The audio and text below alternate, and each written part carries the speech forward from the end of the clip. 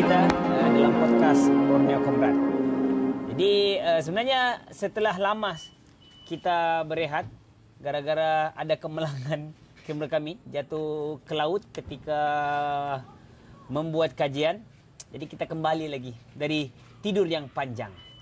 Hari ini kita bersama Akmal daripada Tawau. Ya. Sihat, Mal? Alhamdulillah sihat. Ya, makin handsome, Mal. Terima kasih. Jadi Akmal ni seorang anak muda yang masih belajar di Tawau. Nanti dia boleh terangkan lebih lanjut tentang dirinya. Aku rasa Akmal ni hubungi aku tahun lepas atau 2 tahun lepas? Tahun lepas. Tahun lepas melalui Instagram. Ya. Ya, dia message dan dia berminat lah dengan kerja-kerja pendidikan untuk masyarakat terpinggir. Dan aku pun mula bercerita dengan dia dan kebetulan dia di Tawau dan aku bagi nombor Cikgu PE untuk berhubung dengan dia. Dan di situlah dia mula selalu datang ke sekolah alternatif dan terlibat dengan kerja-kerja aktivisme lah kawan-kawan di Tawau. Jadi hari ini kami ada camp aktivisme 2025. Akmal datang di sini bersama kawan-kawan Ikatan Anak Muda Tawau. Ya. Okey, Kamal? Okey, alhamdulillah. Perjalanan tadi okey? Perjalanan sangat-sangat okey. Jam berapa tadi gerak? Jam 6.30 gerak dari Tawau dan sampai ke sini dalam 8.30. Jadi masa perjalanan 2 jam lah. Okey. Mal, Ya. ceritakan sikit pasal kau punya diri. Okey. Hai, Assalamualaikum. Nama saya Muhammad Akmal. Saya bersekolah menyambung pengajian di peringkat College Vocational Tawau, peringkat diploma dalam bidang teknologi maklumat lah. Sekarang pada semester ketiga dan akan menempuh latihan industri pada tahun hadapan pada semester kelima dan semester keempat akan berlangsung pada bulan 11 ni lah. Bidang apa? Bidang teknologi maklumat. Kalau latihan industri di mana biasanya? Latihan industri selalunya dalam syarikat, kedai-kedai berasaskan kedai-kedai yang mengutamakan syariat itulah. Servis untuk membaiki rangkaian, membaiki komputer, PC dan sebagainya. Jadi sebenarnya college vokasional ni dulunya sekolah teknik kan. Zaman-zaman cikgu ajak membesar lah. Sekarang dia sudah tukar jadi college vokasional. Tahun bila ya ditukar? 2013 tak silap. 2013. 2013 aku dekatan berapa? Dekatan 6. Lepas tu dia tawarkan kursus diploma dan kau pun ambil diploma tu. Ya. Okey, kau ada berapa orang adik-beradik, Mas? Aku ada dalam 3 orang adik-beradik. Aku anak sulung lah. Jadi macam mana kau boleh terlibat dan minat kerja-kerja sukarelawan ni, kepimpinan dan sebagainya? Okey. Kan dia ada 2 perspektif. Satu kepimpinan, satu sukarelawan. Kita fokus kepada kesukarelawan dulu. Sukarelawan ni sebab aku memang minat daripada kecil untuk libatkan diri dalam aktiviti-aktiviti yang berasaskan komuniti. Cuma apa yang menyebabkan aku lambat untuk masuk ke dalam bidang ni ialah aku tak tahu tempat. Maksudnya tak tahu satu organisasi yang boleh aku join untuk memperkasakan diriku dalam bidang kesukarelawan. Lagi satu, kedua, aku strict dengan aku punya pembelajaran. Dan masa tu pun aku masih budak. So, apa orang bilang, masih lagi dalam pemikiran dilema yang masih mahu bermain-main. So, dalam angka 17 tahun begitu, aku mula sedar sukarelawan ni merupakan satu inisiatif ataupun aktiviti yang boleh tingkatkan diri aku untuk aku mengetahui dunia sebenar. Apa yang berlaku dalam dunia sebenar ni. Kalau macam cerita tentang kepimpinan. Okey, secara jujur kepimpinan ni datang apabila aku punya pakcik sendiri bertanding pada PRU ke-14. So, aku nampaklah liability ataupun perjalanan kepimpinan dia macam mana. So lepas tu aku mula meneroka bidang kepimpinan dari semasa ke semasa. Sampailah masuk ke college vocational, menjadi seorang majlis ahli MPP sekarang dan ahli bagi majlis tertinggi lah, iaitu Timbalan Setiausaha. Jak, suaranya dengar ke ni? Dengar kan? Tapi okey je kan? Pakai ini kan? Dekat je kan? Okey. Menarik. Tapi okey, dari kepimpinan tadi kan daripada kau punya pakcikmu kan? Ya. Tapi kau cakap daripada kecil kau minat kerja-kerja sukarelawan. Macam mana boleh ada perasaan tu? Apa benda kau lihat tak kan kau mimpi-mimpi aku minat sukarelawan kan? Macam mana boleh?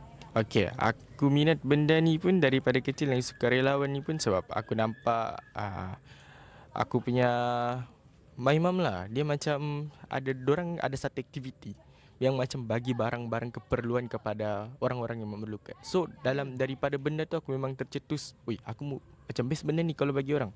So aku masih ingat pesan dengan mak aku. Dia bilang, kalau kau buat kebaikan, kau pasti akan dibalas kebaikan. So daripada aktiviti sukarelawan ni kan, aku percaya kalau aku buat kebaikan, aku pasti akan dapat nilai kebaikan tu juga. Boleh tahu mak bapakmu kerja? Kalau mama aku kerja nurse, jururawat. Kalau bapa aku bank, kerani bank. Mantap pula mamaknya ya. Jadi ibu bapa di luar sana, latihlah anak anda untuk membuat kerja-kerja sukarelawan. Lihat memaparkan anak-anak yang kecil dengan benda-benda yang baik supaya dia boleh membesar dan dia boleh terpengaruhi dengan benda-benda yang positif, memberi sesuatu kepada orang lain dan memaklumkan anak-anak bahawa semakin banyak kita memberi dan semakin banyak juga kebaikan yang kita akan dapat. Mungkin begitu ya, Mal? Ya. Mal, kenapa kau ambil IT? Apa aku ambil IT? Sebenarnya bukan minat ambil IT. Okey. Tapi kan dalam COVID. So dalam COVID kita memang banyak terlibat dengan dunia-dunia digital. Especially main game. So game pun berasaskan daripada PC kan. Okey. So masa tu aku rasa aku macam ada kemahiran sedikit dalam bidang IT. So aku lompatkan diri ke dalam bidang IT dan aku tahu di college vocational ada bidang IT. So aku masuk ke dalam arena tu, arena kemahiran lah. Sebab kalau dulu aku memang lemah daripada perspektif akademik, aku memang lemah. Tapi kalau dalam aku masuk try dunia baru, dunia kemahiran, so aku rasa itu memang tempat aku lah untuk mengembangkan aku punya career. Mantap.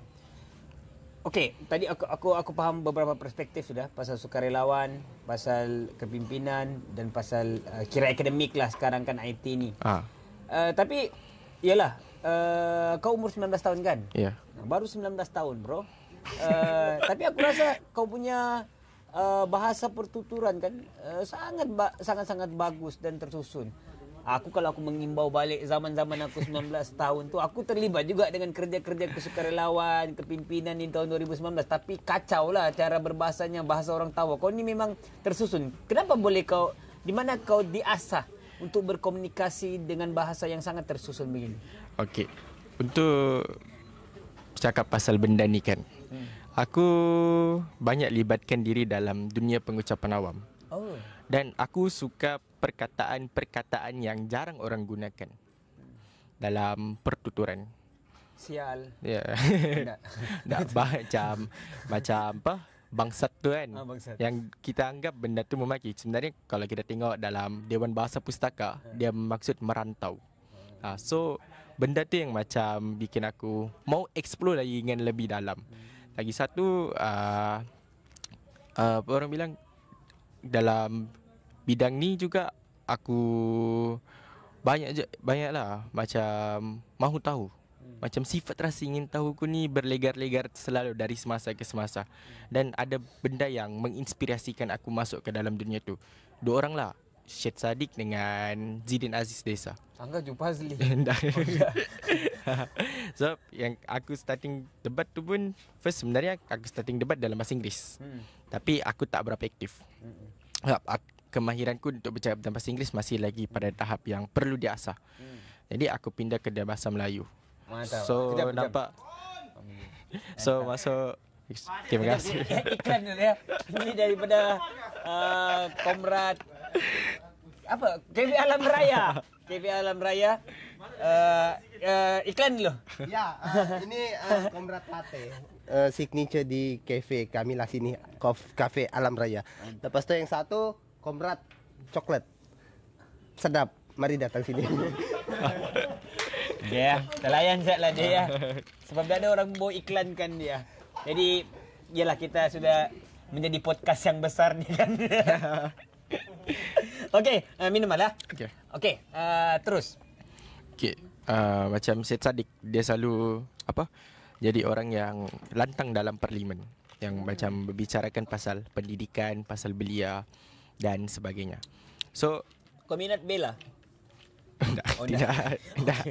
Itu Syed Saddiq punya. Bukan. So, kejap. Kalau kau mau makan, makan dulu ah.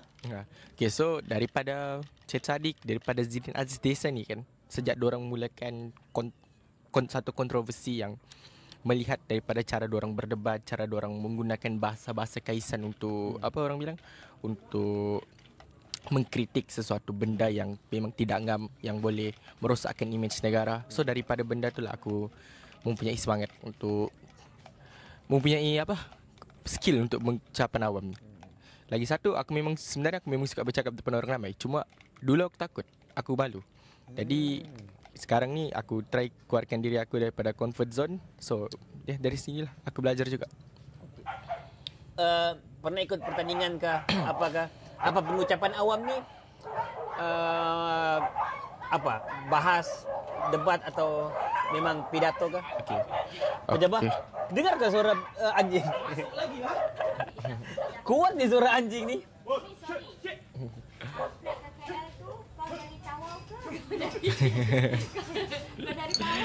Tahu. Sabir, Okey. Tapi masanya dekat-dekat ya. Okey, balik. Balik pun hampir sama juga. Dia sama juga, Sabir ke KK juga. Ataupun kau chat dia. Ya. Okey. Pertandingan tadi kan? Ya. Pernah ikut kah? Bahas kah apakah? Forum kah? Kalau forum aku tak pernah ikut, tapi bahas dengan pidato aku ikut. So yang aku baru-baru ni aku ikut ialah Piala Menteri Sumber Manusia anjuran Universiti Malaya. Ni pada baru-barulah, tapi kami bertindak sebagai tim swing, iaitu tim yang sekadar memenuhkan slot. Tapi sedikit sebanyak daripada situ pun memang memberikan impak. Jadi di KV pun aku pun banyak libatkan diri juga dalam bidang pengucapan awam, especially debat lah. Aku banyak berdebat. Aku banyak aku lebih suka melawan daripada menyampaikan sebenarnya. Aku lebih suka membangkang lah, senang cerita. Pidato pun ada. Pidato dua kali ikut pertandingan dan alhamdulillah 2 kali johan lah juga. Tapi kan aku perasan kan daripada dulu tahu memang antara punya cikgu yang bagus dalam pengucapan awam. Forum, aku daripada zaman kami aku selalu dengar, forum bahas debat sekolah-sekolah di Tawau ni pelajar-pelajarnya sampai ke peringkat kebangsaan dan menang. Yeah. Baru-baru ni pun debat kan? Debat menang. Menang kan dan majoritinya orang Tawau kan? Dan pembahas terbaik pun daripada Tawau. Jadi, baru berumur 15 tahun. Menariklah sebenarnya untuk dicari tahu kan, siapa sebenarnya guru-guru. Sebab ramai SMK Tawau aku dengar ada. Dulu Kohara pun ada. Sekarang pun Voka pun bagus lah. Kalau aku sendiri memang tak pernah terlibat lah benda-benda begitu sampailah universiti. Tapi aku ada banyak kawan-kawan yang ikut debat. Kalau debat ni di debat bahas kalau bahas dengan forum ni mungkin boleh diatur lagi sikit awal kan. Debat ni memang dia kena baca banyak konteks. Ya. Kan? Lepas tu kau bayangkan kalau pendedahan tu daripada sekolah menengah lagi, sekolah rendah. Sekolah rendah lagi sedang memang aku tertarik sebenarnya cara kawan-kawan tu debat sebab dia kena cari banyak fakta-fakta. Sebab kau tak tahu sama ada nanti kau berdebat tu kau jadi pembangkang kah, kau jadi kerajaan kah. seni pengucapan tu kan, seni idea tu dilontarkan, penyusunan kata dan sebagainya. Dan kau minat benar ya? Ya, lagi satu kan, kalau dalam pasal debat ni, apa yang aku suka macam kita penambah ilmu pengetahuan. Daripada benda yang kita tak tahu, kita tahu pada masa sekarang. So, daripada benda tu lah aku macam yang like, oh, debat ni satu entiti yang bagus untuk aku tingkatkan diri aku. Untuk aku perkasakan diri aku ke tahap yang lebih baik. Especially dalam bidang kepimpinan. Dalam bidang kepimpinan kan, kemahiran komunikasi memang sangat-sangat diperlukan. Bukan sahaja untuk kita sampaikan kepada satu orang, tapi untuk dalam organisasi tu. Maksudnya menyampaikan arahan-arahan yang jelas kepada organisasi-organisasi ataupun ahli-ahli organisasi lah saya cerita. Oh, menarik. Apa pandangan kau, Mat? Mat pula Mal. Sebenarnya aku melihat masyarakat kita kan, dia sangat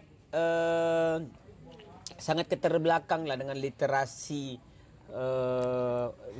politik, literasi bahasa dan sebagainya. Sehingga kan kita ada satu stigma, buat apa debat? Sia-sia saja. Sama lah stigma, buat apa demonstrasi? Sia-sia, tidak juga kita boleh buat apa-apa. Bahkan bayangkan betapa tragisnya masyarakat kita, sehingga kita mau ajak orang tu berdebat pun dianggap sebagai benda yang sia-sia. Okey, kalau bagi aku lah, aku setuju. Masyarakat kita masih lagi keterbelakang. Sebab diorang anggap debat ni merupakan salah satu entiti yang tak sihat. Yang just kita duduk dalam satu dewan, kita berucap-ucap, lepas tu impaknya tak ada. Tapi sebenarnya daripada debat ni kan, kita boleh tahu apa yang sebenarnya satu pihak dan satu pihak ni sampaikan. I mean like macam kerajaan, dia membuka isu yang positif. Pembangkang dia membuka isu kepada isu-isu yang negatif kan. So dia membuka kepada isu-isu yang negatif kan. So daripada kedua belah pihak ni mewujudkan satu diskusi ideologi yang boleh menambah ilmu pengetahuan, yang boleh memahamkan. Sebab debat ni seni untuk kita memahamkan. Bukan seni untuk kita hanya sekadar duduk, aku duduk, kita berdebat lah macam biasa, omong kosong. Bukan. Itu bukan debat namanya. Itu cerita kedai kopi. Kalau debat ni, kita duduk satu dewan, kita diskusi satu ideologi untuk fahamkan sama orang apa sebenarnya keadaan yang berlaku dan apa sebenarnya motif debat ni berlaku. Bagi contoh, debat Perdana Menteri, debat generasi Madani lah baru-baru ni. Usul dia pasal peperiksaan semula peperiksaan pada hari ini wajar disemak semula. So ada orang berpendapat kita tidak payah semak pun sebab sistem pendidikan kita sudah baik. Ada orang berpendapat kita perlu semak semula sebab sistem pendidikan kita kurang baik ataupun murid kita kurang baik. So daripada satu usul sahaja boleh menimbulkan kepada pelbagai perspektif, pelbagai persoalan yang perlu diselesaikan. So debat ni satu tempat yang boleh menyelesaikan satu masalah. So kalau pasal demonstrasi, kenapa masyarakat hari ni bagi aku masih lagi keterbelakang pasal demonstrasi? Sebab diorang ingat, diorang masih lagi maybe mengimbau kenangan-kenangan lama tentang bersih melakukan demonstrasi, yang menyebabkan salah satu isu yang boleh orang bilang isu-isu negatif lah, ataupun peristiwa perpaduan kita 13 Mei 1969 yang sampai berlaku darurat. So stigma masyarakat pada hari ini masih lagi pada tahap sedemikian. So itulah salah satu perkara yang perlu kita ubah. Sebenarnya demonstrasi ni kita dilakukan untuk mendengar suara kita. Kita bukannya memilih pemimpin untuk tidak mendengar suara kita.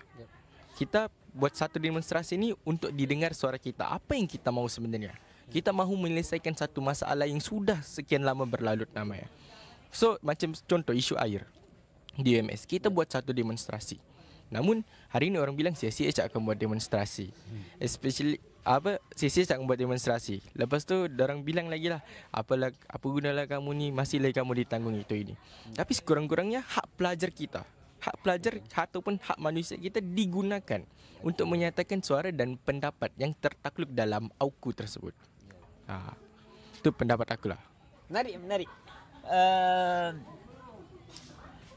Dan sebenarnya masalah ialah pendidikan politik di negara kita ni kan. Ya. Dia membayangkan demonstrasi ni benda yang tidak beradab.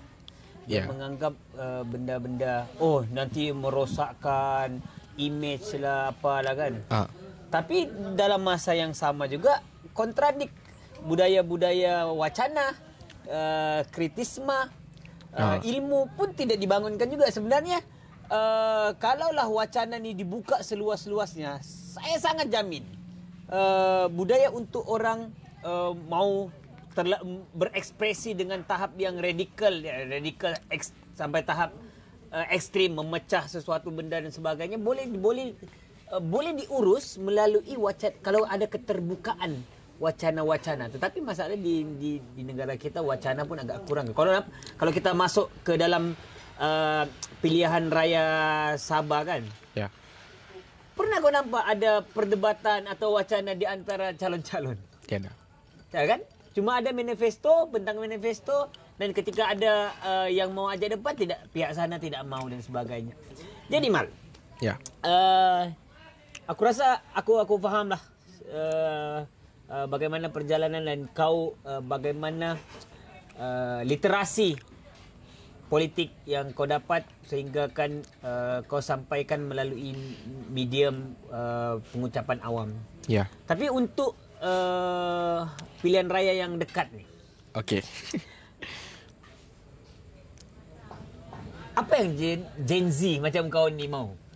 Maksudnya mungkin kau boleh susun dalam beberapa aspek yang penting Gen Z ataupun generasi sekarang ni mau. Okey. Kalau aku, bagi aku, yang aku betul-betul mahukan ialah kesejahteraan negeri. Maksudnya kesejahteraan negeri. Especially kepada pendidikan kita. Hari ni aku sempat kaji statistik DOSM kan. Statistik mengenai pendidikan.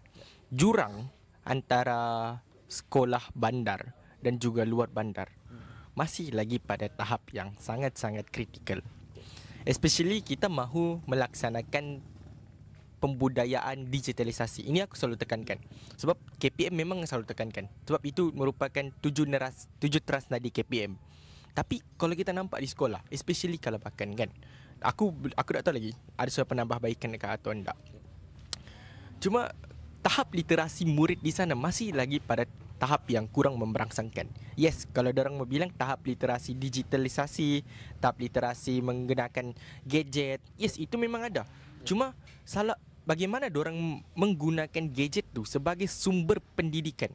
Sebagai sumber pendidikan untuk orang meningkatkan diri orang dalam dalam peningkatan grade markah, skor exam, ilmu pengetahuan dorang. Itu dua perkara yang perlu dirisaukan. Second, sosial. Sosial aku tekankan betul-betul. Aku pernah perdebatkan satu isu. Belia Sabah masih ketinggalan. So, aku baca balik semua fakta-fakta. Yes, kita masih sangat-sangat ketinggalan. Dasar belia negara, ada tak silap aku ada beberapa objektif atau matlamat. Dan majoriti daripada matlamat tu kita memang tidak dapat realisasikan. Kalau kita masih lagi dalam papuk kepimpinan yang orang bilang yang masih lagi pada tahap beginilah, masih lagi yang tidak mendengar suara anak muda. Itu yang sekarang lah. Yang ketiga ialah daripada aku maybe orang bilang kesejahteraan negeri lah juga aku tekankan balik. Kesejahteraan negeri ni maksud aku daripada perspektif jalan raya, daripada ekspor itu, ekspor ini. Sebenarnya secara jujur lah bagi aku, belia sudah muak dengan janji-janji manifesto. Hari ni bagi aku literasi politik belia di Sabah masih lagi pada tahap sangat-sangat yang perlu kita asah sebenarnya. Especially aku, especially di umurku yang baru mau meningkat, baru mau masuk ke dalam baru first time untuk mengundi pada PRN yang ke-17 ni. Tapi aku tengok kawan-kawanku semua mahu pergi mengundi hanya sekadar mau duit. So terus aku pun berfikir, macam mana dorang mau, macam mana kita mau dapat, macam mana kita mau ubah sebuah negeri jadi sejahtera kalau kau masih pandang benda yang rosakkan kau. So benda tu lah yang bikin aku yang bikin. Siapa yang ni? Siapa yang tu? Ini Bani.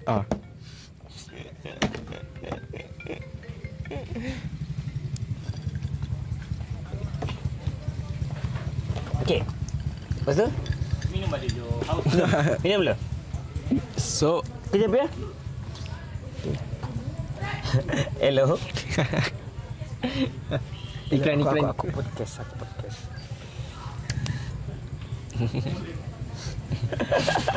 Okey, teruskan. So dengan benda tu lah yang bikin apa?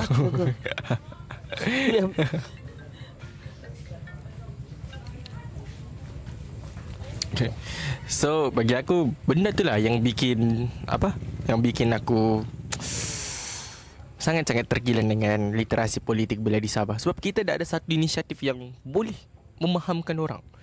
Kalau kita hari ini mau kata subjek sejarah yang boleh fahamkan orang, boleh fahamkan tentang belia, tentang politik, aku rasa benda tu masih lagi tak cukup sebenarnya.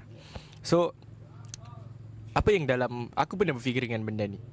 Andai kata Fahmi Reza berani untuk datang ke setiap sudut universiti dan beri talk pasal mengundi ni, aku yakin beliau akan menunjukkan peningkatan. Walaupun kita tidak meningkat daripada 50% ke atas, maybe kita boleh tingkatkan dalam 10% tingkat kepada 25%. So itu pun ada satu kadar yang boleh katakan membanggakan, iaitu pemahaman beliau lah.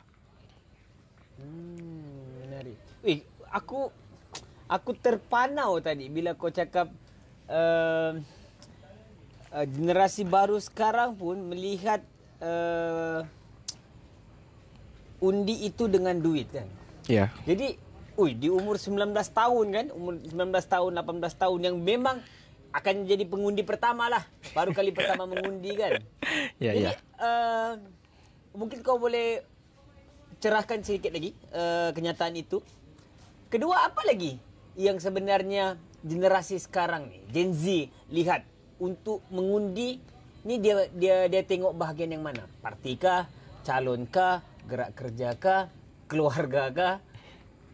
Okay, kalau bagi aku kan, apa yang jadi sekarang dalam politik belia ni kan, yang especially dalam kalangan umurku yang baru mau mengundi kan, dan apabila akta ni diturunkan kepada 18 tahun, so kita pernah nampak satu impak yang terjadi dahulu, iaitu kerajaan tergantung. So itu pun salah satu, orang bilang apa? Salah satu bentuk kesan kalau kita turunkan akta undi tu, sebab kurangnya pemahaman. So untuk kita menjawab kepada soalan tadi kan, sebenarnya benda ni, apa yang bagi aku, ianya sudah pun dinormalisasikan. Baik benda yang salah dinormalisasikan, iaitu pemberian duit kopi daripada pihak-pihak yang meraih-raih undi, memancing-mancing undi. So benda itulah yang aku rasa bikin belia pada hari ini kurang minat dalam politik sebenarnya. Diorang bilang apa jadilah. Yang penting aku sudah laksanakan tanggungjawabku. So hari ini belia dah menilai kepada satu bentuk, apa orang bilang, satu bentuk yang lebih mendalam, perspektif yang lebih mendalam pada manifesto. Oh, okey. Sebab aku rasa manifesto mana yang boleh menjaminkan, dan aku pun menilai kepada pemimpin. Adakah pemimpin ni masih lagi boleh dipercayai? Adakah pemimpin ni boleh bagi apa yang kami mahu? Bukan, maksud aku apa yang kami mahu tu benda yang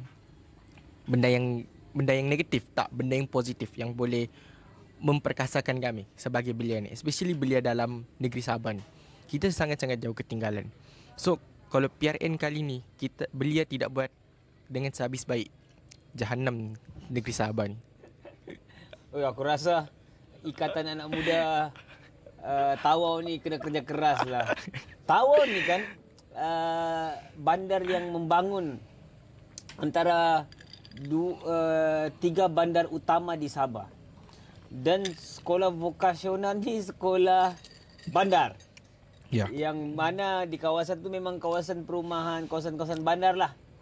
Jadi kalaulah di Tawau itu pun, daerah Tawau pun masih lagi, aku faham lah sebenarnya, aku faham lah realiti ni kan. Tapi aku baru tahu yang generasi sekarang pun terpalit ya dengan budaya ada duit, ada undi. Yes. Istilah tu kan istilah lama kan. Dan kita dulu ketika inilah tujuan kita dulu menumbangkan pemerintah yang lama gara-gara budaya ni. Tapi ketika pemerintah ni tumbang, kita tak nampak perubahan. Partinya tumbang, tetapi sistem budaya itu masih membekas sampai sekarang. Bahkan inilah yang memang mungkin ya diimpikan oleh ahli-ahli politik tua. Diturunkan had mengundi ke 18 tahun, kononnya ini untuk kita memberi pendedahan awal dan sebagainya. Tapi kemungkinan juga niat mereka adalah untuk menghasut ataupun mempengaruhi, mempergunakan belia-belia yang muda ini, yang mana secara jujur sistem pendidikan kita tidak lagi mengetengahkan pendidikan politik yang konkret ya di sekolah kan? Ya. Jadi boleh dikatakan terkapai-kapai juga sebenarnya pelajar-pelajar sekolah ni yang baru habis, tiba-tiba dia boleh mengundi. Dia pun banyak yang tak faham pun apa semua benda ni kan? Ya. Oh ini satu yang mengerikan lah. Dan sebenarnya waktu isu undi diturunkan ni, aku pun pergi banyak forum lah dan berbahas lah tentang benda ni. Aku tak ada masalah dengan anjing. Syuh. Inilah realiti. Malam-malam sebelum ni dah ada. Ini anjing-anjing politik ya. Tapi kita boleh terima ya anjing-anjing yang begini. Anjing. Kalau anjing-anjing politik tu lagi menyakitkan hati sebenarnya. Masih. Kita penuh cobaan ya.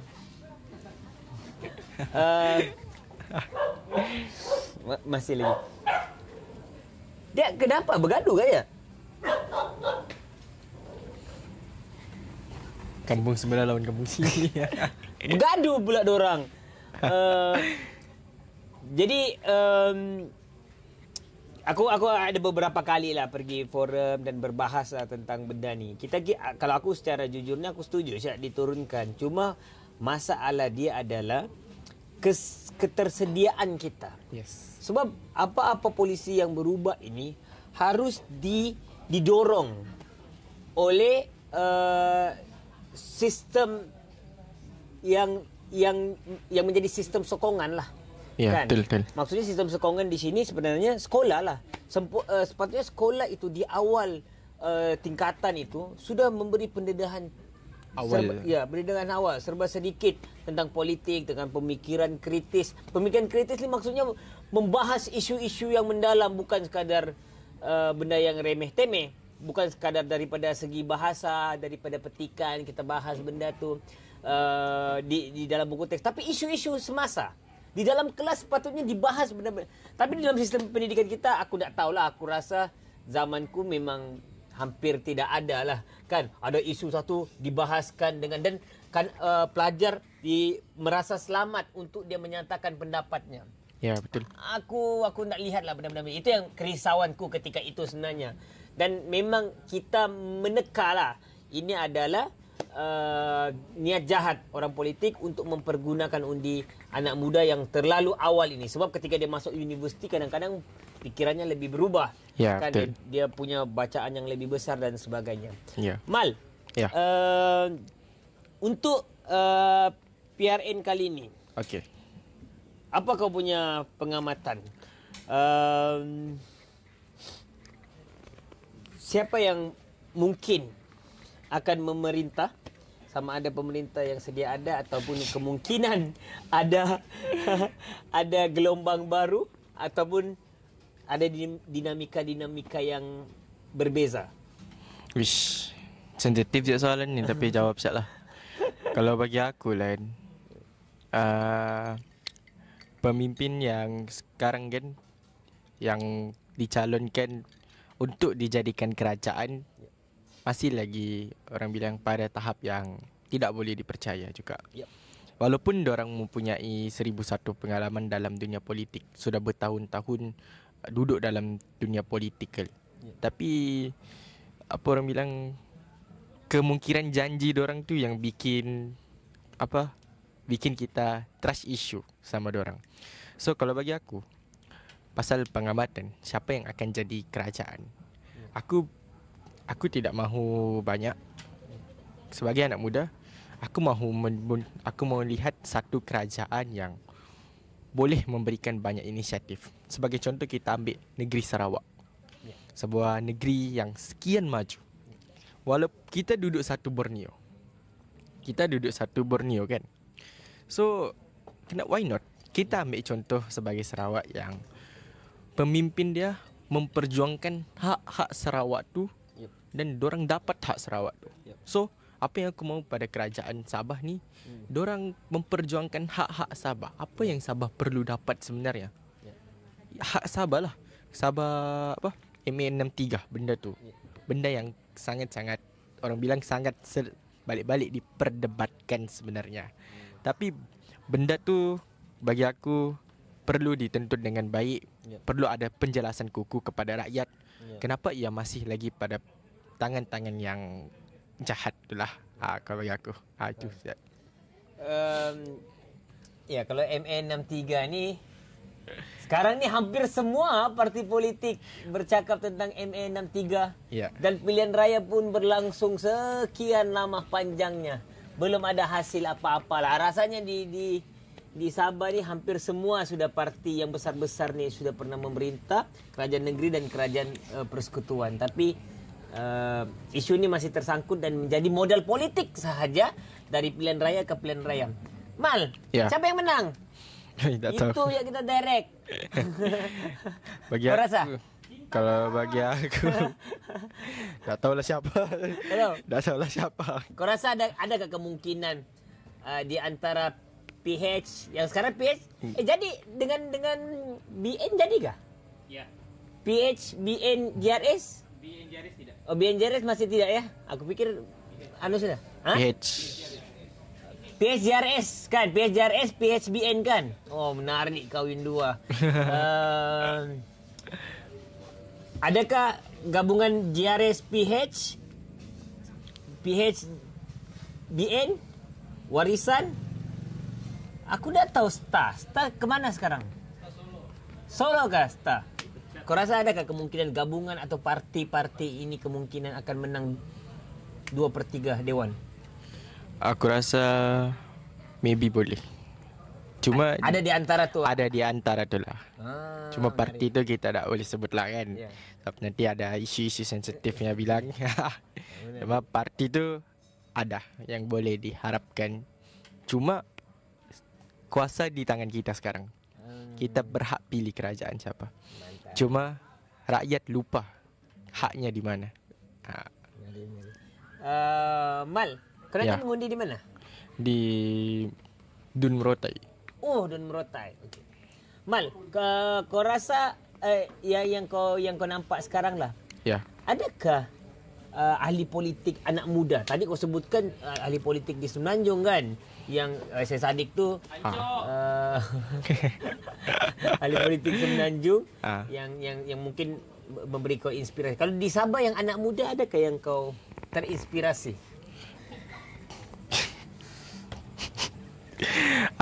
Kalau bagi aku di Sabah ni, dia bukan dalam parti politik lah. Dia aktivisme lah. Nah, dua orang yang tengah makan tu, Naim dan Fadil. Ni memang bagi ni lah. Memang bagi inspirasi lah dorang dua ni. Especially Fadil lah. Fadil memang banyak keluar di media sosial. Aku kenal Naim lambat sikit. Tapi sejak aku tahu perjalanan cerita, lepas tu dia ni kerapat dengan cousinku. So aku tahu lah dia ni seorang yang lantang juga bersuara. Tapi ada satu kepimpinan yang aku suka. Aku suka untuk ikut. Itu saudara Iman Azhar daripada Universiti Kebangsaan Malaysia, tak silap. Saudara Iman Azhar, mantan Presiden Kesatuan Mahasiswa UKM 2023-2024. Tak, dia orang Melaka. Oh, siapa Iman Azhar? Iman Azhar. Betul-betul cobaan kita punya podcast ni. Dah ada beza anjing ni dengan politikus. Menyusahkan, melalak je. Hai, okey, kenapa kau minat? Sebab aku suka cara dia memimpin. Aku berkontak dengan dia. Aku tanya dengan dia, kan, macam mana kau boleh handle satu organik? Macam mana kau boleh handle Kesatuan Mahasiswa ni? Dia bilang satu saja, kau kena faham macam mana organisasi itu dibina. So aku nampak sudah kunci tu. Kunci dalam Kesatuan Mahasiswa dorang UKM ni, yang macam mana dorang memimpin. Macam mana ciri leadership dia memimpin. Daripada komunikasi, daripada sifat confident, keberanian dia dalam mencari alternatif untuk pelajar. Sebab aku suka dia ni, dia punya critical thinking. Dia mampu menyelesaikan masalah dengan masa yang sangat-sangat singkat. Especially perjuangan dia mendapatkan, dia pernah post juga dalam satu TikTok, tak silap. Dia post pasal dia orang ada pelajar mengadu sama Kesatuan Mahasiswa. Diorang minta cuti raya diorang dalam 3 hari syak. Dan lepas tu dia ni sebagai seorang presiden, dia memainkan peranan penting lah. Dia pergi jumpa dengan naib kansler, tak silap. Lepas tu isu ni dibawakan dalam mesyuarat senat dan isu tu diluluskan. Dan dia berikan berita gembira ni sama semua orang. So itu salah satu impaknya lah yang sangat-sangat dominan bagi aku. Macam mana dia memperjuangkan salah satu hak. Lepas tu dia tidak berfokuskan kepada satu perspektif. Macam contoh pasal cuti, dia tak akan fokus kepada benda tu. Dia fokus lagi kepada satu perspektif, iaitu sosial pelajar. Dia dapat aduan pelajar tidak dapat balik ke kampung. Jadi dia cari sponsor bas. Sanggup tak balik raya, dia bilang. Sanggup tak balik raya, dia cari sponsor bas untuk pastikan pelajar-pelajar itu balik ke kampung. Dan diorang sediakan lagi makanan. So benda tu macam sangat-sangat inspire dengan aku. Menarik. Ya. Menariklah dia ni. Aku rasa kita buat podcast yang kedua. Kau tahu kan banyak kan isu pendidikan sekarang kan? Itu best je dibahas tu. Isu baru-baru ni, isu rogol, isu bunuh baru-baru ni, isu psikopat. Banyak. Aku rasa podcast kedua. Kita kena tutup podcast yang ini. Aku rasa menarik lah pandangan-pandangan Akmal, sebab di usianya 19 tahun ni dia mampu mengamati dan belajar, pergi menghubungi orang.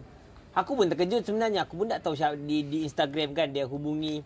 Bermakna dia, dan bila dia cakapnya tadi siapa? Iman pun dia pergi hubungi, mencari tahu, mengambil ini. Jadi aku nampaklah dia seorang anak muda yang sangat-sangat ingin mengambil tahu sesuatu benda lah, terutama daripada sudut kepimpinan, organisasi dan sebagainya. Yeah. Mal, mungkin kata-kata terakhir,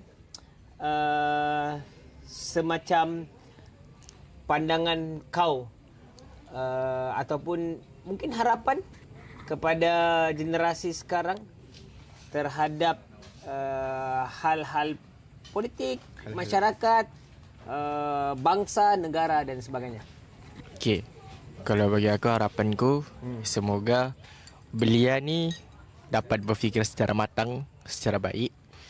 Dan pesanku satu syak dalam PRN ni, semoga tidak jadi khalifah yang khilaf dalam membuat sebarang keputusan. Maksudnya semoga keputusan yang dibuat tu keputusan yang baik dan dapat memberikan impak yang lebih baik pada masa akan datang. Mantap. Jadi itu saja podcast kita hari ini, yang banyak juga gangguan-gangguan daripada anjing-anjing. Jadi tapi aku sangat menarik ya untuk berdiskusi lebih lanjut dengan Akmal tentang isu pendidikan. Aku baru teringat, patutnya tadi aku fokus isu pendidikan. Kenapa aku pergi bincang hal-hal PRN ni? Tapi daripada PRN tu aku nampaklah betapa menariknya Akmal mengamati di usia 19 tahun, dia mengamati banyak hal-hal dinamika politik di Sabah dan di Malaysia. Jadi kita jumpa lagi dengan Akmal di episod yang seterusnya. Okay. Mantap. Tap.